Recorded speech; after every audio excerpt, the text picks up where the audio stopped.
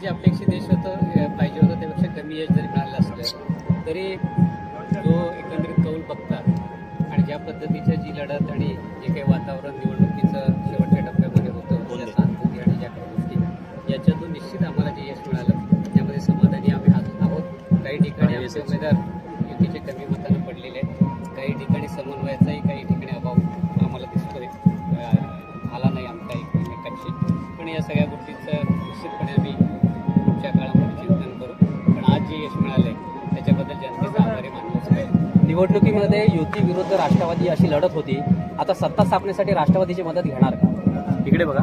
निवडणुकीच्या आजच्या दृष्टीनं निकाल जरी समसमान असला, पुढच्या दृष्टीनं युतीचे दोन्ही पक्षांचे प्रमुख नेते काय ठरवत आहेत, वरती पक्षाचं नेतृत्व काय ठरवत आहे, महायुतीमध्ये आम्ही वरती आहोत, या सगळ्यांचा विचार करून काही तो निर्णय वरिष्ठ पातळीवर आज मला तरी त्याबाबतीत काय सांगता येणार नाही. आमदार निकमांचं म्हणणं असं आहे की सभापती पदावर कोणतीही तडजोड केली जाणार नाही, ही अट ज्यांना मान्य असेल त्या पक्षाबरोबर आम्ही युती करू. नाही, त्यांनी आता सांगितलं आम्ही आत्ताच विजय साजरा करतोय, आमच्याही कार्यकर्त्यांशी बोलला पाहिजे, पक्ष नेतृत्वाशी बोलला पाहिजे, त्यानंतर आम्ही आमची भूमिका जाहीर करू. ओके. सदानंद चव्हाण सुद्धा या पक्ष नेतृत्व करत आहेत, त्यांच्याशी आम्हाला बसलं पाहिजे, सगळे बसून ठरवू. खेरडीचा बालेकिल्ला आपण उद्ध्वस्त केला आहे, काय सांगा? पारंपरिक अनेकांना वाटायचं खेरडी म्हणजे आमची, हा जो काही त्यांचा भ्रम होता तो लोकांनी या निवडणुकीत दाखवून दिलेला आहे.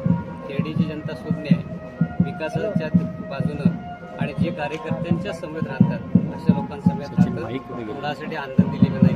खेरडीला दाखवून दिलं. पक्षाची यादव साहेब या ठिकाणी 85 फक्त 3 सीट आपल्याला मिळाल्यात. आपण पाहिजे या ठिकाणी 7 सीटा होती आपल्या समाजा मार्गदर्शी निश्चितपणे 3 सीटा जरी असल्या तरी भारतीय जनता पार्टी पहिल्यांदा पंचायत समितीमध्ये सुद्धा फायनल आज याच पद्धतीने लढली. परंतु लोकांनी दिलेलं यश काही कमी नाही. 3 सीटात 1 सीट सुद्धा आमची कमी मतानं गेली, 4 सीटा खऱ्या आमच्या आल्या असत्या. आणि विशेष म्हणजे लोकांमध्ये कमी वेळामध्ये भारतीय जनता पार्टी पक्ष पोचला, आम्हाला निवडणुकीला कमी वेळ मिळाला. त्याचबरोबर इतर सहानुभूती या सगळ्या गोष्टी असताना आणि हा पूर्वापार राष्ट्रवादीचा बालेकिल्ला असताना त्या किल्ल्यातून 3 सीटा निवडून येणं हे सुद्धा काही छोटं काम नाही आहे. त्यासाठी कार्यकर्त्यांची मेहनत आणि जनतेने पाठिंबा दिला त्याचं हे पक्षी बरोबर आपले 9 ते 10 लागेल सभापती झाला त्याने तुम्ही राष्ट्रवादी साथ देणार नाही. आज तर पक्षीय बलाबलेमध्ये आम्ही सेम दिसतो आहोत. याबाबतचा निर्णय वरिष्ठ पातळीवर सगळ्या नेत्यांची चर्चा करून मग आम्ही ठरवू. आमदार शेकंडी तो असं म्हणता कुठे तडजोड नाही.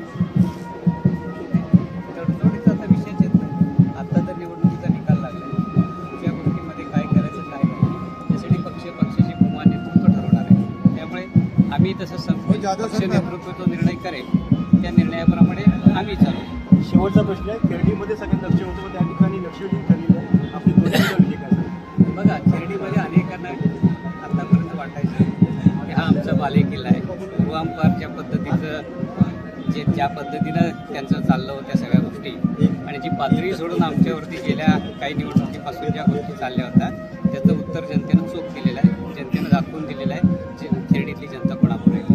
या ठिकाणी